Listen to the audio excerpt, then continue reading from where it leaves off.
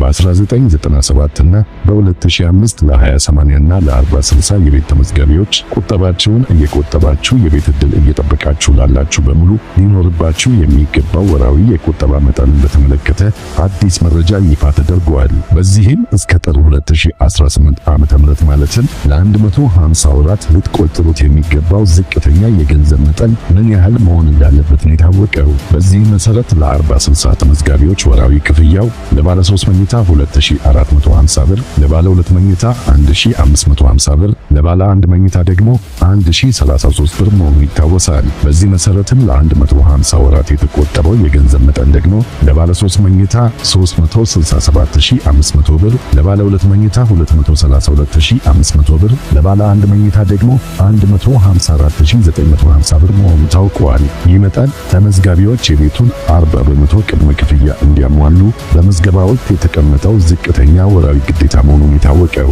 ቤቱ ደርሷችሁ ርክክብ በምትፈጽሙበት ወቅት ደግሞ መንግስት በሚያወጣው በወቅታዊ ዋጋ ጭማሪ የሚኖር እንደሚሆን ታውቋል። አሁን ደግሞ የ20/80 ቤቶችን እንመለከታለን። ለምዝገባ የሚያስፈልግ የቁጠባ መጠንን በተመለከተ ለነባር ማለትም ለ20/80 የ1997 ተመዝጋቢዎች ወራዊ ክፍያቸው ለባለ 3 መኝታ 685 ብር፣ ለባለ 2 መኝታ 561 ብር፣ ለባለ 1 መኝታ 274 ብር እንዲሁም ደግሞ ለስቱዲዮ 151 ብር ወራዊ ክፍያ መሆኑ ይታወቃል። በዚህ መሰረት ለ150 ወራት የተቆጠበው የገንዘብ መጠን ደግሞ ለባለ 3 መኝታ 102750 ብር፣ ለባለ 2 መኝታ 84150 ብር፣ ለባለ 1 መኝታ 41100 ብር፣ ለስቱዲዮ ደግሞ 22650 ብር መሆኑ ታውቋል። በአዲስ ማለትም ለ20/80 የ2005 ተመዝጋቢዎች ደግሞ ወራዊ ክፍያው ለባለ 3 መኝታ 489 ብር፣ ለባለ 2 መኝታ 401 ብር፣ ለባለ 1 መኝታ ደግሞ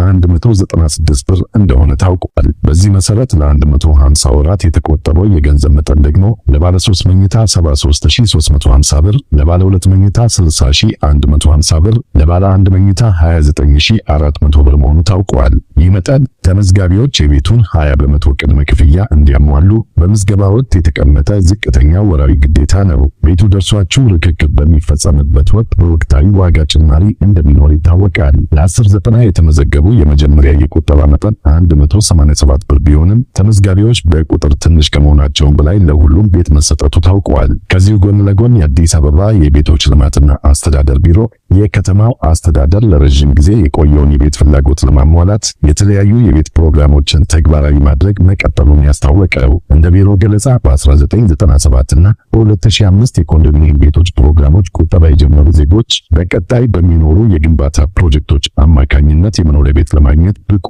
ይሆናሉ ተብሏል። የቢሮ የጽህፈት ቤት ኃላፊ አቶ አዲሳ አረርሶ እንዳሉት በ1997 እና 2005 የቁጠባ መርሃ ግብሮች የተመዘገቡ ነዋሪዎች በ2014 በወጣው የመጨረሻው የኮንዶሚኒየም ቤቶች 14ኛ ዙር ዕጣ ውስጥ እንዲካተቱ ተደርጓል። በ1997 የተመዘገቡ ቆጣቢዎች በተለይም ለስቱዲዮና ለባለ 3 መኝታ የተመዘገቡት ሁሉም በሚባል ደረጃ ቤት ማግኘታቸውንና ቀሪ ቤቶችን ለ2005 ተመዝጋቢዎች ማስተላለፍ መጀመሩን አሳውቀዋል። የ1997 ቆጣቢዎች በ14ኛው ዙር ሙሉ በሙሉ ቤት አግኝተዋል ማለት ይቻላል ያሉት አቶ አዲሳ ተገቢ ቁጠባቸውን በሰዓቱ ማጠናቀቅ ያልቻሉት ግን በኋላ ላይ መቆጠብ በመቀጠላቸው አሁን ላይ ብቁ የሚያደርጋቸውን ገንዘብ መቆጠባቸውን ገልጸዋል። ሆኖም በቀጣይ ዕጣ ሲወጣ ለ1997 ቆጣቢዎች ለብቻቸው የተለየ ወይም ልዩ ምደባ እንደማይኖራቸው አስረድተዋል። የቀሩት አብዛኛዎቹ የ1997 ቆጣቢዎች ለባለ 2 መኝታ ቤት የተመዘገቡ መሆናቸውን ጠቁመዋል። በአሁኑ ጊዜ በ5 አማራጮች ቤቶች በመገንባት ላይ በመሆናቸው